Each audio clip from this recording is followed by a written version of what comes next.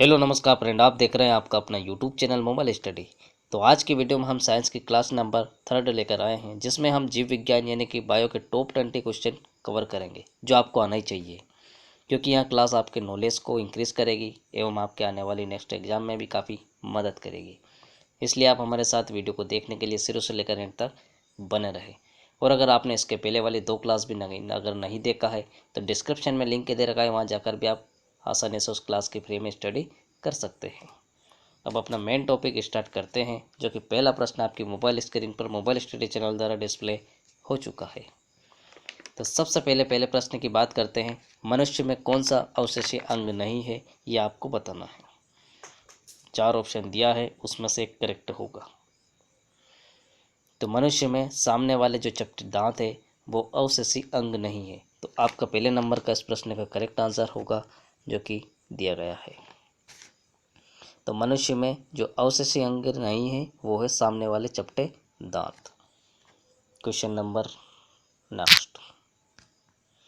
जैव विकास को सबसे पहले किसने समझाया है, यह आपको बताना है।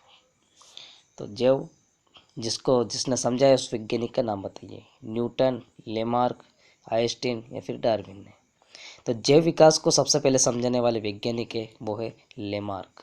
तो लेमार्क आपका इस प्रश्न का करेक्ट आंसर होगा, जो कि सेकंड नंबर का ऑप्शन दिया गया है। Question number next. मानव में गुणसूत्रों की कुल संख्या कितनी होती है, यह आपको बताना है। तो जो मानव है उसमें गुणसूत्र की जो संख्या होती है वो होती है 46। तो 46 आपका इस प्रश्न का करेक्ट आंसर होगा, जो कि तीसरे नंबर का ऑप्शन दिया गया है। यह आपको याद रखना है, क्योंकि काफ़ी बार एग्जाम में पूछ लिया जाता है। Question number next. मनुष्य के शरीर में सबसे लंबी कोशिका कौन सी होती है, उस कोशिका का आप नाम बताइए। हाथ की कोशिका, पैर की, या फिर तंत्रिका कोशिका, या फिर स्त्रवी। तो मनुष्य के शरीर में जो सबसे लंबी कोशिका होती है वो तंत्रिका कोशिका होती है। तो तीसरे नंबर का ऑप्शन दिया है तंत्रिका कोशिका, वही आपका इस प्रश्न का करेक्ट आंसर होगा। Question number next. रेपिस के टीके की खोज सबसे पहले किसने की है, अब उसका नाम बताइए आप। तो रेपिस के जो टीका है, एक टीका रहता है वो लगता है, उसकी जो खोज करता है वो है डॉक्टर लुई पास्चर। तो डॉक्टर लुई पास्चर आपका इस प्रश्न का करेक्ट आंसर होगा, जो कि सेकंड नंबर का ऑप्शन दिया है।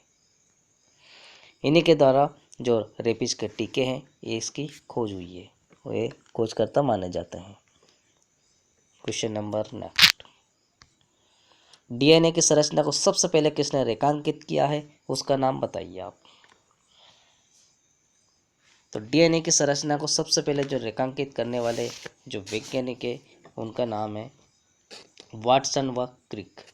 तो वाटसन व क्रिक आपका इस प्रश्न का करेक्ट आंसर होगा, जो कि तीसरे नंबर का ऑप्शन दिया गया है। इनके द्वारा डीएनए की सबसे पहले संरचना का रेखांकित किया गया है। Question number next. हृदय का पहला प्रतिस्थापन किसके द्वारा किया गया था, उसका नाम बताइए। तो हृदय का पहला जो प्रतिस्थापन करने वाले हैं वो है क्रिश्चियन बनोड। तो डॉक्टर क्रिश्चियन बनोड आपका इस प्रश्न का करेक्ट आंसर होगा, जो कि ये भी तीसरे नंबर पर दिया गया है। Question number next. सबसे ज़्यादा ध्वनि प्रदूषण कौन करता है, उसका नाम बताइए। जेट उड़ान, चलती हुई ट्रेन, तैरता हुआ जहाज, या फिर स्कूल का स्टूडेंट। तो सबसे ज़्यादा जो ध्वनि प्रदूषण करता है वो करता है जेट उड़ान। तो जेट उड़ान आपका इस प्रश्न का करेक्ट आंसर होगा, जो कि पहले नंबर का ऑप्शन दिया है। तो जो ध्वनि प्रदूषण होता है वो सबसे ज़्यादा इसी के माध्यम से होता है, जिसका नाम जेट उड़ान। Question number next. ऊर्जा के किस रूप में प्रदूषण की समस्या नहीं होती है, बिल्कुल नहीं होती है, वो आप बताइए। तो कौन सी रूप है ऊर्जा का उसमें नहीं होती है, तो वो है सौर ऊर्जा। जो सौर ऊर्जा है वो आपका इस प्रश्न का करेक्ट आंसर होगा, जो कि पहले नंबर का ऑप्शन दिया गया है। और ये जो सौर ऊर्जा है, सूर्य से जो प्राप्त ऊर्जा है उसी को हम सौर ऊर्जा कहते हैं। सौर ऊर्जा की काफ़ी सारी आपने प्लेटें भी देखी होगी, जिसके माध्यम से बिजली भी उत्पन्न होती है। तो सौर ऊर्जा है जिसके द्वारा जो प्रदूषण है वो बिल्कुल जीरो होता है। क्वेश्चन नंबर नेक्स्ट, निम्न में से कौन एक वाहन प्रदूषण का भाग नहीं है, ये आप बताइए। हाइड्रोजन, नाइट्रोजन, हीलियम या फिर फास्फोरस। तो हाइड्रोजन है जो एक वाहन प्रदूषण का भाग नहीं है, तो हाइड्रोजन आपका इस प्रश्न का करेक्ट आंसर होगा, जो कि पहले नंबर का ऑप्शन दिया गया है। क्वेश्चन नंबर नेक्स्ट, निम्न में से कौन सी गैस वायु को प्रदूषित नहीं करती है, उस गैस का नाम बताइए। आपको ऐसे 4 ऑप्शन दिया है, चारों गैसों में से एक ऐसी गैस का नाम बताना है जो वायु को प्रदूषित बिल्कुल नहीं करती है, तो वो है CO2 गैस। तो CO2 गैस पहले नंबर की गैस दी गई है, वही आपका इस प्रश्न का राइट आंसर होगा। ये CO2 गैस जो है ये वायु को बिल्कुल प्रदूषित नहीं करती है। क्वेश्चन नंबर नेक्स्ट, यदि जल का प्रदूषण वर्तमान गति से होता रहा तो क्या होगा, यह बताइए। जल है उसका प्रदूषण काफ़ी सारा होता है, और इसी प्रकार अगर चलता रहा तो क्या होगा, तो वो होगा जल पादपों के लिए ऑक्सीजन के अणु अपर्याप्त हो जाएंगे। जो जल पादपों है उनके जो ऑक्सीजन के जो अणु हैं वो बिल्कुल अपर्याप्त हो जाएंगे। तो इस प्रश्न का तीसरे नंबर पर दिया को गया ऑप्शन आपका राइट आंसर होगा। क्वेश्चन नंबर नेक्स्ट, परिस्थिति संतुलन बनाए रखने के लिए भारत में वन क्षेत्र कितने अनुपात में होना चाहिए, ये आप बताइए। जो परिस्थिति संतुलन है उसको ऑलरेडी बनाए रखने के लिए भारत में जो वन क्षेत्र है उसका अनुपात रेशियो बताना है आपको कि कितने में होना चाहिए। तो वो होना चाहिए 33.3, यानी कि पहले नंबर का ऑप्शन करेक्ट आंसर होगा, जो कि दिया गया है।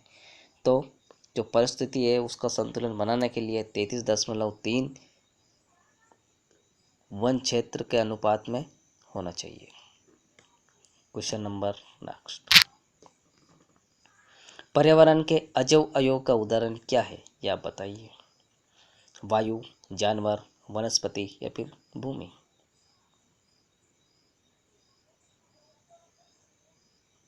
तो पर्यावरण के जो अजैव अवयव का जो उदाहरण है वो है वायु।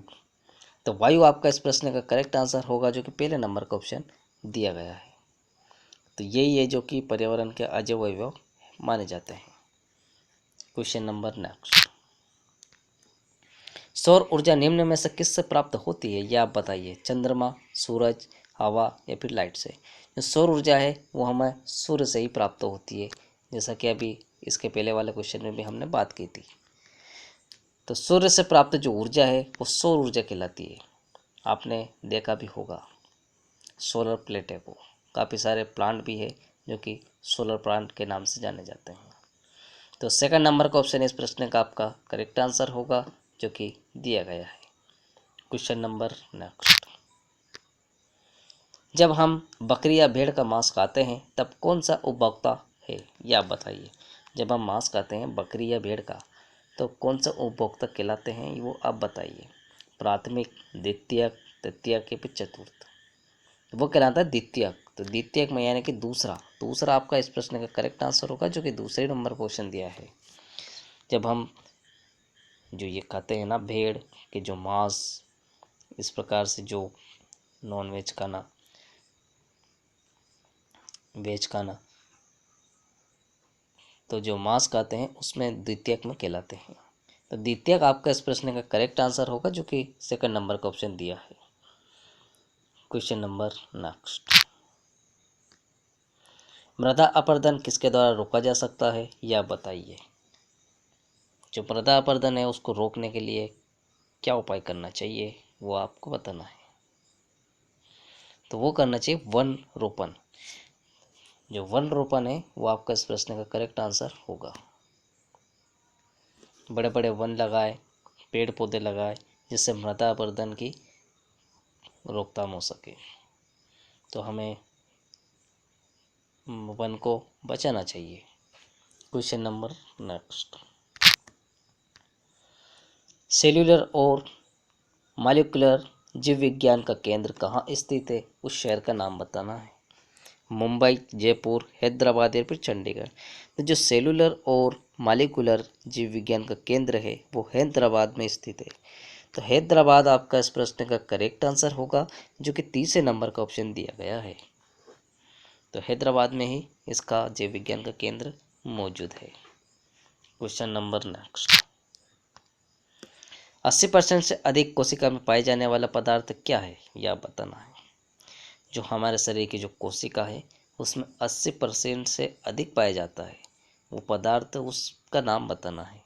जल, प्रोटीन, चर्बी या फिर खनिज। तो वो पाया जाता है जल। तो जल आपका इस प्रश्न का करेक्ट आंसर होगा, जो कि पहले नंबर का ऑप्शन दिया गया है। तो हमारे शरीर में जो कोशिका है उसमें 80% से भी अधिक जल पाया जाता है। तो पहले नंबर का ऑप्शन करेक्ट आंसर होगा। तो हमारा इस सेशन का ये लास्ट क्वेश्चन था। अगर आपको वीडियो पसंद आई है तो इसको लाइक, शेयर, सब्सक्राइब करना ना भूलें। Thank you for watching.